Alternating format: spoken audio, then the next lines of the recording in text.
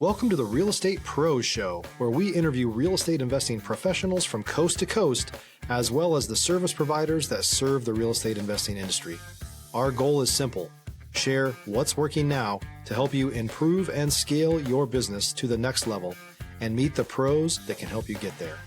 Real Estate Pros is powered by Investor Fuel, America's leader in helping real estate investors and professionals build the business you need to live the life you've always dreamed of. Let's start today's show. Property insurance for real estate investors doesn't have to be difficult, but it does need to be there to protect you when you need it. MyInvestorInsurance.com not only provides insurance at 15 to 30% cheaper than traditional agencies, it's built specifically for real estate investors like you. You can set up an account in about 2 minutes, get quotes on properties, turn on and turn off insurance for your fix and flip or rental properties in around 2 minutes without having to talk to anyone directly, all through our portal. There's no better way or faster way to make sure you've got the coverage you need to protect you, and no more lengthy policies either. Once you're set up, you're billed monthly and prorated by the day for however long your policy is active. It's powered by MSI, the third largest independent MGA, with 1.5 million customers and more than $1 billion in cumulative premiums written.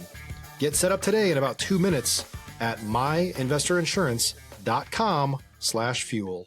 Hey folks, welcome back to the show. I'm your host, Dylan Silver, and today on the show we have a ex-fashion industry merchandiser to full-time real estate syndicator and co-founder of a technical underwriting coaching program, Hitomi Yasuda. Hitomi, welcome to the show. Thank you so much. I'm honored to be here.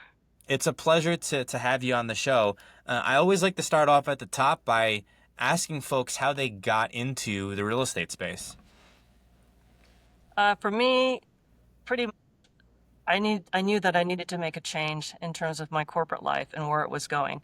So I come from a very strict Asian family where education was super important. So from a very young age, it was pounded into me about going to school, get good grades, and then become a good employee. My parents, for whatever reason, never really put into my head that I could be the boss, I could own something. It was always about learn to be a good, obedient employee. And so that's the kind of route that I went down, that rabbit hole. And then I actually saw my father at 58 pass away from stress and cancer. And that was like a big wake-up call for me at that young age of my life, like, wow, life is precious, and if we don't take care of our health and everything, what's the point of like grinding away and working so hard when boom, just like that, life is over.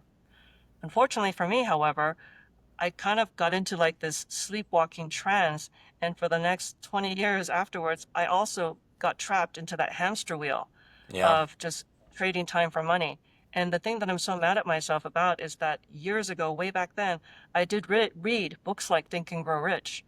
I did read Robert Kiyosaki's book, like Rich Dad, Poor Dad.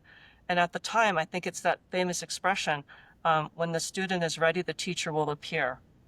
Even though I read those classic books, at the time, it was more like entertainment, like, wow, that's a really interesting story. I can relate to it. I never took action on it. Yeah. Right? I thought myself now, like, what was I thinking? But it was almost like I was just like in a habit, right? In a habit of just doing what was familiar, grinding away, trying to get that next promotion and all that kind of stuff. Until one day, about 8 years ago, I hit rock bottom emotionally. I was just so depressed with the state of my life, right? No. I pretty much was living a very lonely existence because all I did was work. I was just like this workaholic, right? So I was like not even hanging out with friends because I became that flaky friend. I would have dinner plans with a girlfriend 2 weeks before, and then the night before, I'm like, I can't go. My friends are like, why? You got to eat? No, but I got this report that's due on Monday and all this kind of nonsense. So my whole like job thing just became this total whirlwind of just anxiety, scarcity. I'm going to run out of money and all this kind of stuff. Like just existing, And the unhappiness in my life outgrew fear of change. Stop living on an island and join the #1 mastermind in America for professional real estate investors. Investor Fuel is a community of hundreds of the nation's top investors working together to build stronger businesses and better lives. In addition to the amazing community of real estate investors acting as a board of advisors for one another, Investor Fuel members have access to 100% funding on purchase and repairs for our members only, a health insurance program, and benefits and discounts that more than pays for the membership of most of our members, meaning it's actually costing you money to not be a member of Investor Fuel. If you're looking to scale your business and build a business that allows you to live the life of your dreams, please visit investorfuel.com today and book a call with our team. Yeah, that's it. My life outgrew the pain. You know, when we talk about, and I mentioned this before hopping onto the podcast here, the idea of job security, right? Well, what about your life security?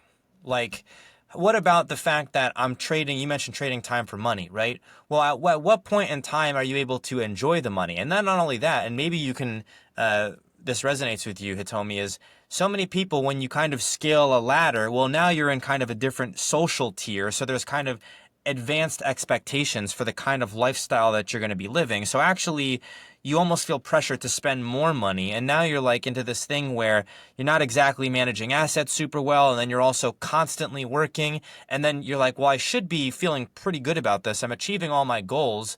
And then you wake up and boom, it's like 10 or more years later. And you're realizing, you know, I'm actually completely stretched thin. Like I'm at my wit's end with, you know, everything that I need to do to take care of myself. And what do I do? Like, I thought this is supposed to be it. And then you're kind of realizing, whoa, this whole paradigm that I was in is not the answer. My life was just definitely out of balance, in all aspects. It was just all out of balance for sure. So I started, observing people around me who I felt seemed to display happiness when it came to their health and relationships, and even enjoying what they did for their career. Like I wasn't even enjoying what I did for my career anymore. It was just like everything about my life, I was just like miserable and unhappy. But the thing was, it was sort of a facade because to my friends, they're like, you drive a nice car, you have fancy clothes, you come from the fashion industry, and like, Right. you look great, like what do you've got to complain about? But internally, I was very empty, like there's got to be more to life than this. Yeah. So like, so I really just took a hard look at my life as to I need to make a change. Like this is ridiculous. And so by observing and talking to people that seem to have that much, better life, I started noticing certain trends, right? And many of them were saying what helps create like stability is multiple streams of income, right? Where you're not just relying on one thing, so the anxiety of money goes away, right? And then the other thing was with that real estate. I just kept hearing real estate over and over and over in different avenues, right? There's not just one way of real estate, but whether you're a landlady or landlord with a single family home or flipping or wholesaling or this or that, right? I just kept hearing real estate. So I'm like, man, I need to like check this thing out, right? Yeah. This real Really estate learn thing. about this thing. And then, I came across one of those free weekend seminar things, and it really opened my eyes to a whole different world. And in this instance, it was with multifamily and syndication. And I seriously was like one of the first people running to the back of the room with my credit card going, this is what I've been looking for, someone to teach me how to do this thing, So for me, it was like a no-brainer. Like, this is what I got to learn how to do.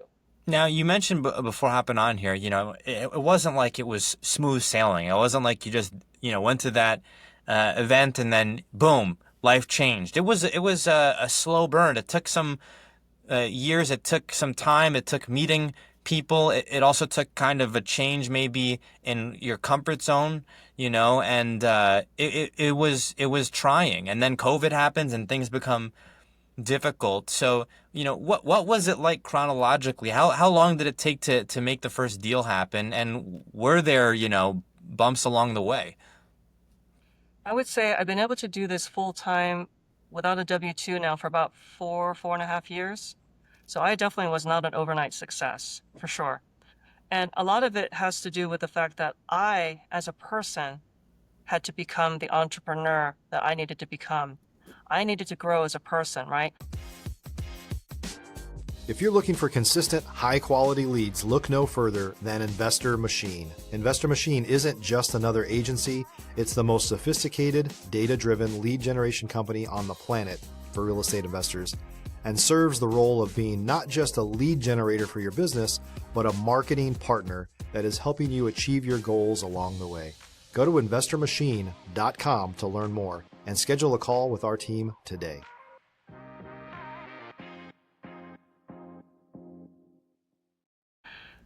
Because entrepreneurship, right? It's a lot of it is about personal growth. And in my instance, real estate happened to be the vehicle that I used to bring me the freedom and all that kind of stuff that I was seeking. But I still had to become that person, right? The self-discipline, right? The consistency, the persistence, because suddenly I don't have a boss to answer to anymore. It's me. I got to make it happen. And so with that, I had to go through that own growth, right? So I did surround myself with mentors that helped me in different aspects of my personal development. So some mentors were very technical and all about real estate and underwriting and all that stuff. But I also had other mentors that helped me with mindset, right? About limiting beliefs, my own demons about scarcity, my own demons about my self-worth and stuff. And getting over the fear of what I wanted. Like, I know it sounds super ironic, but now that I'm a coach as well, right? I'm an underwriting coach. I see it in my students. They self-sabotage a deal that they could win by not submitting the LOI. And I'm like, why didn't you submit? Why didn't you submit? And they're like, because I was actually afraid, what if I did win? I can't take it down, you know? So that fear of like being afraid of what it is that you actually want, right? So I had to go through all that growth. And also the lack of support of my family. I love my that's family. a huge thing. Yeah, I love my family, but honestly, they They thought said, what are like you I was doing? crazy. Yeah, they thought I was totally crazy. They were like, oh my God, if dad was alive today, he'd be turning in his grave, that you went to graduate school and this and that, and you threw all that away. Now you're doing this, like, oh my God. So I had to get away from the naysayers. So that was also hard for me as well. There were some friendships that I had to end because my friends, who I thought were my friends, We're were naysayers. actually, yeah, they were holding me back from growing, you know? Wow. And so I that was had hard.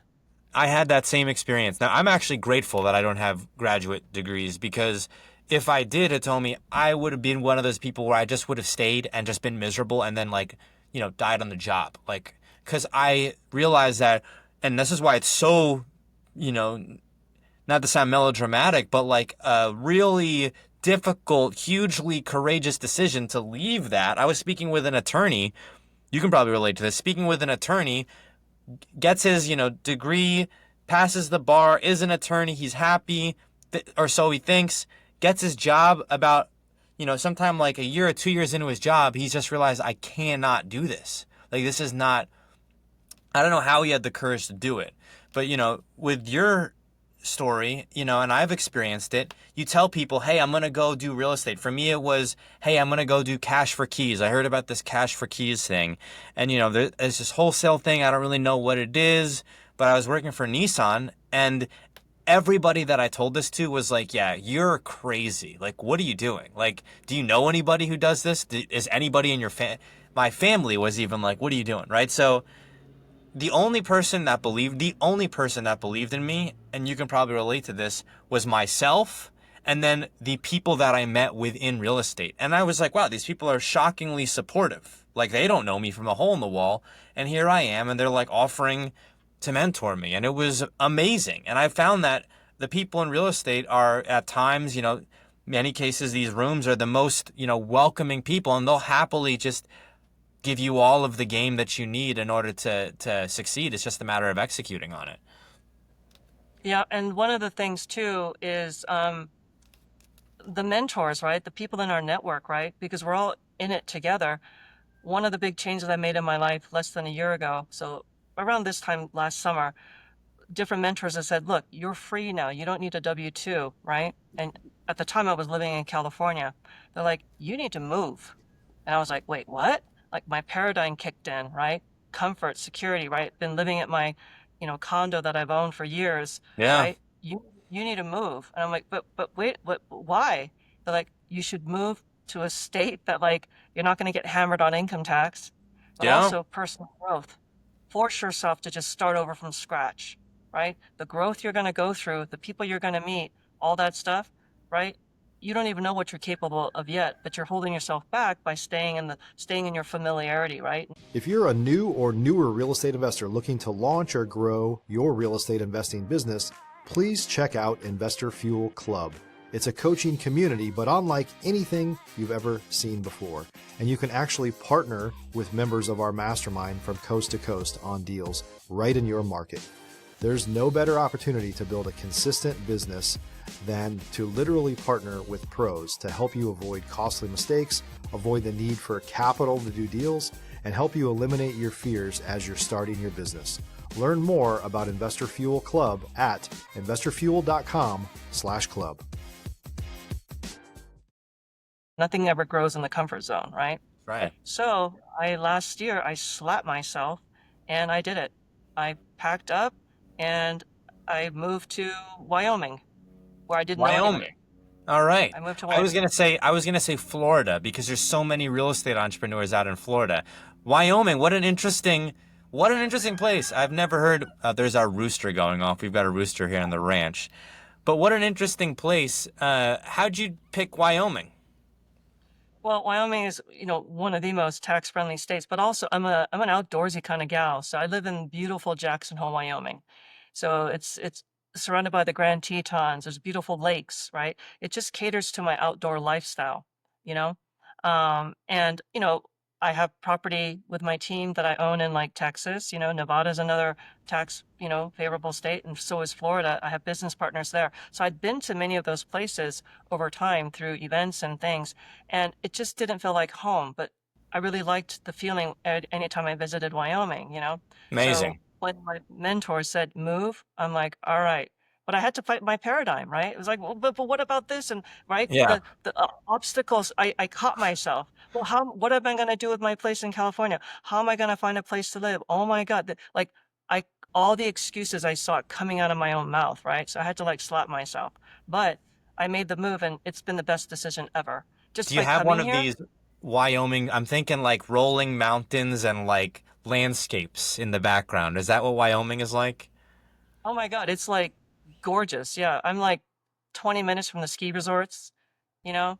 Yeah. And this place is it's just, if you're an outdoors person, this place is just heaven on earth. But So here's the I'm thing, right? And yeah. I realized you could just jump on an airplane and you could just go back to California. I can just, it's not like I went to Mars and I'm like cut off from everybody, Yeah. You didn't cut yourself off from humanity, but one of the things that I've noticed, you probably relate to this, is changing your zip code can just totally like snap you out of anything. Like, there's a different vibe, there's different people, there's different culture even, there's potentially different food, the courtesies may be different. I can tell you, I was talking with someone in Alabama yesterday, I believe, talking about the differences kind of between East Coast, where I'm from, and Texas and in Alabama. We were both kind of saying like, yeah, he was from Chicago, I'm from northern New Jersey. It's just about the numbers out there. Like, people don't want to know really who you are. Like, that's great, nice to meet you, but let's get down to brass tacks. And we were both talking about how Alabama, Texas, it's like people really want to get to know you. Like, he was talking about if he sells a home in Chicago, it's here's the numbers. But if he sells a home in Alabama, it's okay, I now have to go to their whole, barbecue for indefinitely, and they're going to invite me, and I'm pretty much obligated to go. So it's a cultural thing. And so going from California to Wyoming, what were some of the biggest shifts that you noticed in your life? I think for me, it showed how if you're open, right? You open your heart, you're open, people will come. So making friends has actually been a really joyous experience, like starting from scratch, right? Yeah. It's not as scary as people think, right? The other thing that it's really helped me is work-life balance. Because I'm in a new, gorgeous place, I force myself to shut that laptop off by 6 p.m. and go outside. Go for a walk, go walk along the lake, get in my car, go drive to the mountains like on the weekends, right? Before I was that workaholic person, man. Like I literally Yeah. was just like working all the time. It was crazy. And now it's like I look outside my window, I'm like, wow, there's a new hiking trail I want to explore. There's a new restaurant I want to check out. It's just really kind of given me a rebirth that this is what life is supposed to be all about. It's about relationships with people, going out, enjoying the beauty. I've been able to schedule time to do like a lot of volunteer work because I really like animals, and animals are a really big thing here, right? So I can do Yeah. volunteer work for the wildlife conservation and stuff like that, right? Like there's just so much more. My life is richer because I'm just not all about work anymore, you know? It's a huge thing. I tell people I'm living on a ranch here. We heard the rooster that's out here. And, we've got cows, we've got chickens, roosters, neighbors have goats. And sometimes I kind of get wrapped up in like, man, I got to get this deal done, or, I've got to talk to so-and-so. And then I just kind of look outside and the cows are still chilling like they were the previous day. They're huddled under a tree in the shade. And I'm like, are those cows happier than me right now? I'm like, if they're happier than me, I got to change something up here because they're not worried about this. They're probably worried it's just hot outside. So, it's an interesting thing to compare, my existence to the other living creatures outside. We are coming up on time here, Hitomi. Where can folks go to get a hold of you? I think you have a contact card or a slide to show folks. Yeah. So again, one of the things that my journey here is that underwriting became my superpower. And so if people are, trying to get into their first deal and they're struggling with understanding numbers and stuff like that, by all means, they're welcome to reach out and we can kind of help them with that. And I have a technical underwriting coaching program that I run with my business partner. And I can quickly just show you that where they can reach us. Yeah. Let me see if I can find it.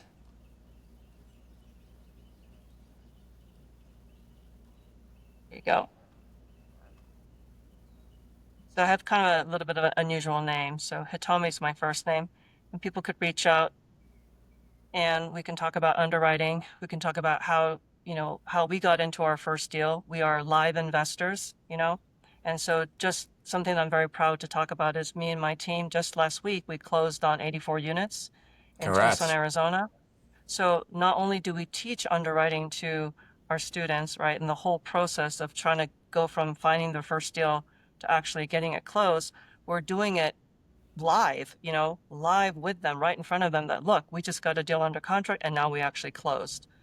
So something that we're super excited about and super proud. This is something that I wish I had this kind of mentorship when I first got started. Because like I said, right, you can have all the work ethic in the world, but if the effort is misguided and you're doing all the wrong things, you can waste a lot of time. Yeah. Hitomi, thank you so much for coming on the show here today. Thank you so much. Really appreciate your time. Thanks for joining us for today's Real Estate Pros Show. You can learn more about the amazing benefits of the Investor Fuel Mastermind community, including surrounding yourself with hundreds of other rock stars, 100% financing for your deals, and members-only discounts from vendors you're likely already using that, as a member of Investor Fuel, will save you more than the cost of your membership. Visit investorfuel.com to learn more. If you're interested in joining us as a guest of this show, please visit investorfuel.com/pros to apply. You can also check the show notes for access to free resources, how to get access to world-class lead generation, and much more. Don't forget to subscribe so you never miss another episode. Have a great day. We'll see you on the next show.